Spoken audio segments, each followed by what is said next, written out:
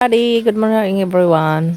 So ayan, ang ating mga chicken ay naka-ready na kasi let's hope with that na kukunin na ng buyer today kasi nagsabi siya kahapon hindi naman siya dumating. Maghapon kaming naghihintay tapos wala, hindi kami nakaalis. May plano sana kaming umalis kahapon, hindi kami nakaalis. Kahihintay kay buyer. So ito na yung aming mga chicken. Ayan na, naka-ready na yung mga chicken guys. Nahuli na namin. And then yung mga nakakulong doon, lahat yun ay ibibenta na. Lahat yan sila. So, start na naman tayo sa buhay. Kahit masama ang pakiramdam ni ako. Sarap ng tulog ng dalawa. Ito hindi ito ibibenta.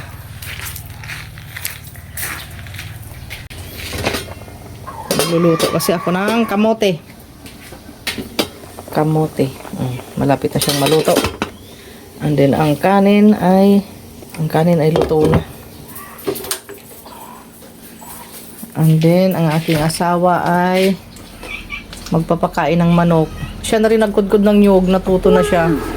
Ang aking my loves na foreigner. O diba? Andito yung mga isda. So magtitiling tayo ng isda today.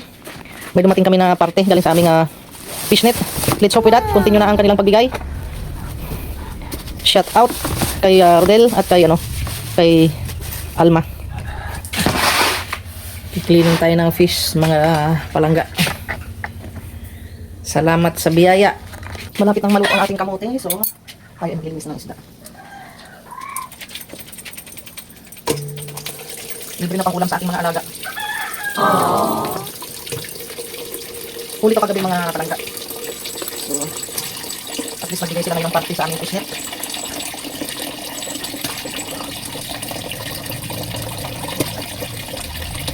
Pwede ko magtanda to para wala nang, diba? Ganyan dapat magtanda ng hatang kasama ang bituka.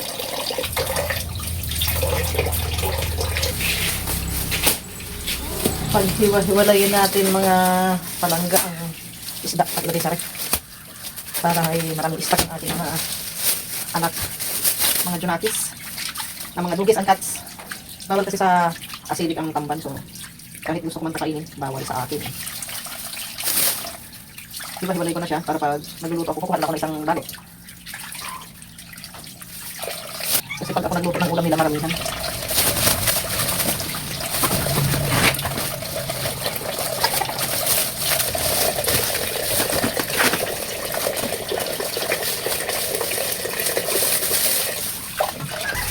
Apat na balot na tamban at isang balot nito.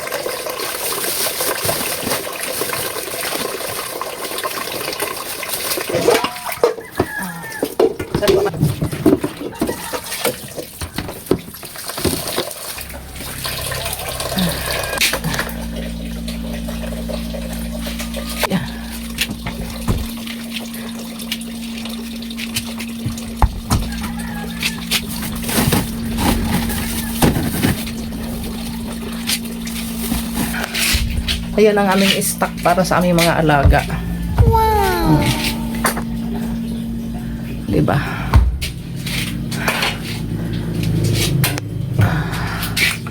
Sarado natin.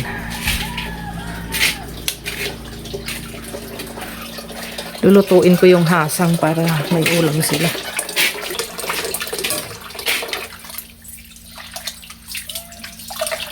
Pinapapak nila to pag nilalaga ko. Nilalagyan ko lang ng konting asin.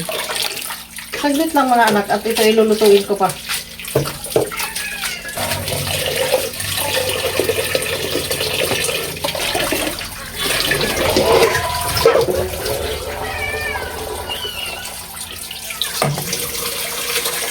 Dapat ganito pala kalinis ang hasang bago nyo lutuin. Maarte kasi itong mga alaga ko. So, luto na yung ating kamote.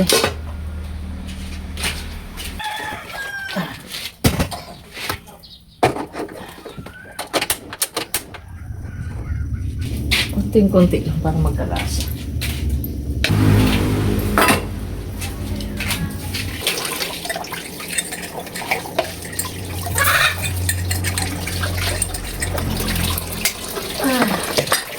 medyo masama yung pakiramdam ko ngayong araw nito mga palangga. Sa sipon siguro dahil maya ulan. Umpisa pa nung piyesta dito ko. Maya ulan. Init ang konti tapos ulan. So mag-iingat din po kayo. Uso po ngayon ang ubo at sipon. Uso ngayon ang ubo at sipon.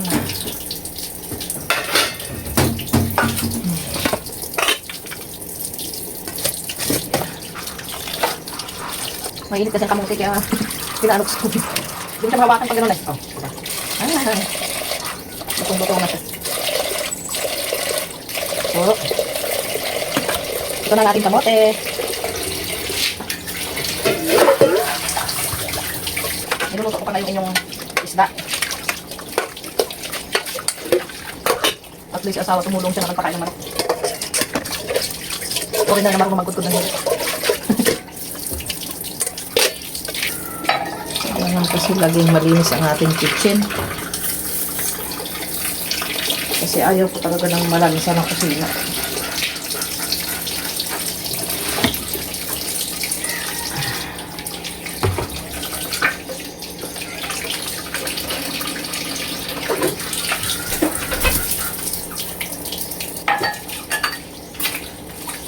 Malalaman nyo kasi kapag ang bahay ay malinis, hindi kayo makakaamoy ng lansa na nanggaling sa mga pagkain.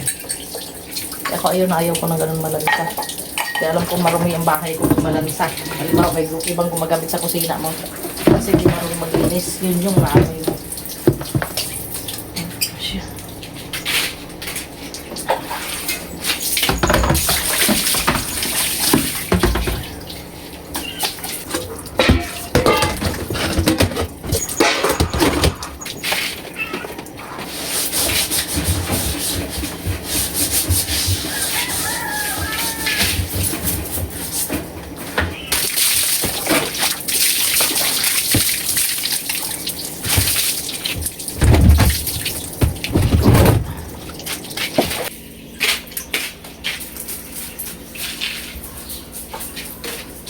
Bumili ng Hawaiian pineapple ang aking asawa. Pero alam ko hindi ito matamis pa.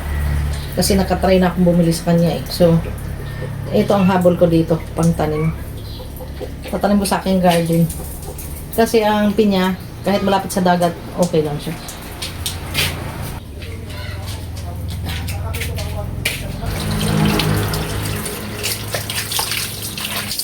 Ang ating basahan, pagkatapos natin gamitin, kailangan nating linisan. Hindi porket basahan ay marumi.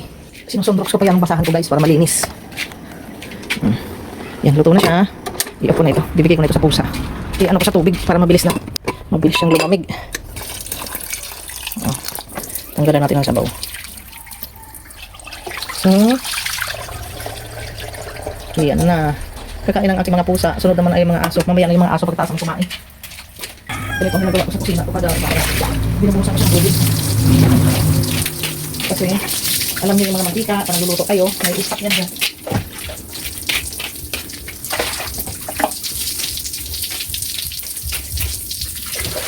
Kailangan malinis ang ating bahay, mga idol, para hindi tayo itigil.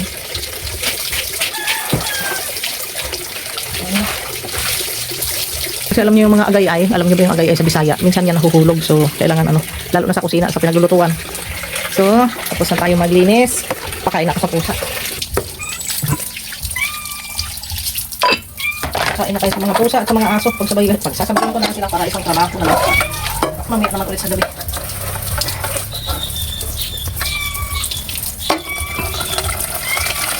Diba? Pagkatapos gamitin ng isang bagay, kailangan hugasan kasi pangit yung pag may tao kasi sanay na nakatambak ang hugasan sa lababo. Yung kaya naman gawin na lang, no? Nakatambak kasi iniipis yun. Pagdaron. So, okay na yan. Pagkain naman ang dog. Yung bahaw kagabi, yan ang kanilang ulam. Ay, kanin. Tapos lalagyan ko ng isang chimke. Diba?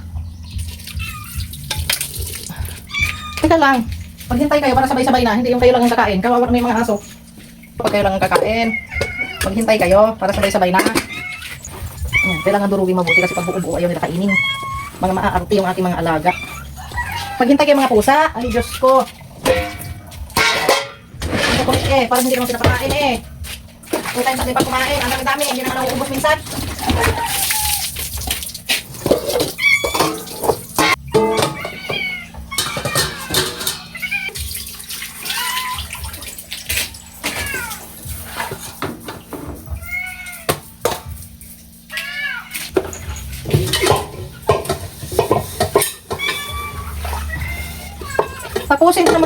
ako, huwag niyo ko istorbuhin. Kayo talaga, kayo na rin kaya magluto ng inyong pagkain. Kaya apurado kayo. Ha? Sige, try niyo magluto ng pagkain niyo. Apurado kayo, hindi naman kayo nagpapagod. Magpasukin kayo Apurado, pag andyan yung pagkain, pinapakain sa manok.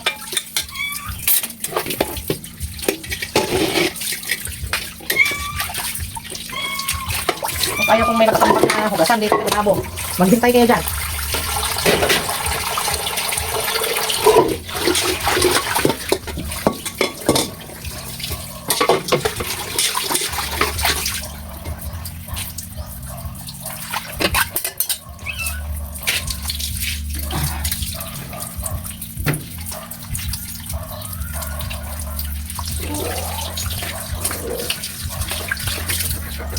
Yan, okay na. Tapos na si mama. So, magpapakain ako sa inyo. Ayun na. O, mga pusa. Nings! Nings! O, doon nga. Huwag nga sa gitna. Sarap. Sarap. Okay na. Robin. O, here, baby. O, kain na. Dali na. Kain ikaw. Il tigre. Oo, il tigre ni mama. Dali na. O. Oh, 'di ba? Sarap na sarap sila sa hasang. Ubusin niyo 'yan ha. Doon kasi siya sa gabi, si Tiger. Diyan siya nagbabantay sa pinto. Siya ang lady guard. Blue, Tiger. Oh, Tiger. Blue, ready come. Did you see the okra? Yeah, oh, yummy. Oh, Tiger. Ano pagkain mo? Oh, namit ang okra. Yum, yum. Enjoy the food, boo. Doon niya, buding. Kain na. Kain na. Oh, galing umikot eh. Sige, ubusin mo na yan. Kain na, bebe. No, shy type pa siya. Ganyan yan siya, guys. Ayun niya yung tinitingnan siya pag kumakain. Ito. Lock the okra. Nam. Gusto niya kasi sinusubo sa kanya ang okra, guys. Wow. Pero pag ilagay mo lang dyan sa kainan niya, hindi niya kakainin.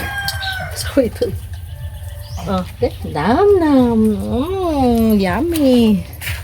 Oh, di ba? Kinakain niya ang okra kapag susubo. Tapos ka na sa iyo. Huwag mong pakialaman yung kanya.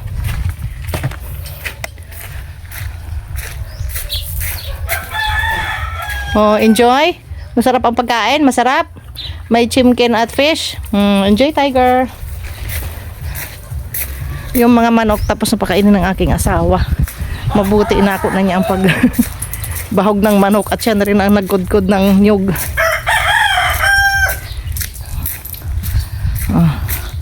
I-enjoy ang mga pusa, diba? So, ganun lang gawin nyo, guys, pag nag-ano kayo ng hasang. Lutuin nyo, hugasin nyo mabuti. Tapos, timplahan nyo lang ng konting-konting asin. Para hindi masayang.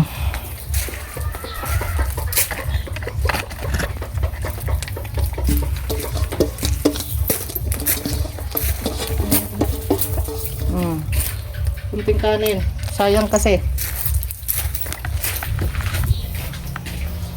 Ubusin mo na yan ang pagkain mo.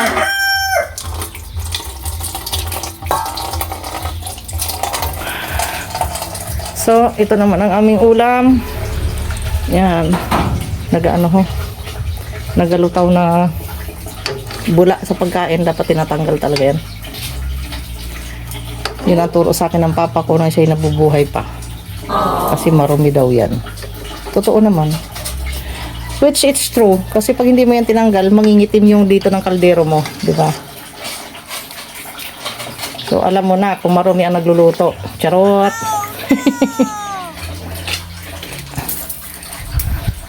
Alam mo na pag ang nagluluto yung madumi sa pagluluto. Andito yung mga rumi, hindi natatanggal. So, kailangan tanggalin yan. No. Mukulo na. Kakain na kami. Kami naman ang kakain. Tapos na tayo magbanlaw. Sampay na lang mga palangga.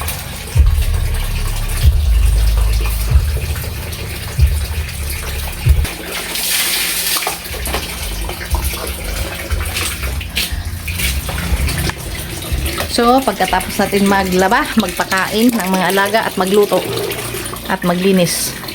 Ayan na. Nasampay ko na rin. So, salamat sa pagsama sa akin mga palangga. Kakain naman kami ng aking asawa. Ito ang aming ulam. Oh, di ba? Pinagsasabay-sabay ko ang trabaho. Habang naglalaba, nagluluto. Ito ulam namin kagabi. May natira pa, so ininit ko na lang. Busog na itong mga ito. Lalo na ito. Naku, sobrang payat, kawawa naman. Oo, laging nagugutuman yan. Ang aking mga alaga ay busog na. At nakapaglinis na rin ako.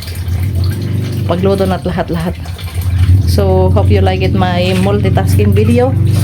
God bless you all. Please follow, like, and share, and subscribe my channel. Malaking pasasalamat ko po sa inyo yun. Kasi mahirap pong mag-content, gumawa ng content. Ikaw ang videographer sa iyong sariling video. Ganun po talaga eh. So, gusto ko po talaga yung ginagawa ko. So, sana po tulungan niyo po ako. Thank you for watching, guys. At sana makahelp ako sa inyo pagdating ng tamang panahon. God bless you all. Bye-bye.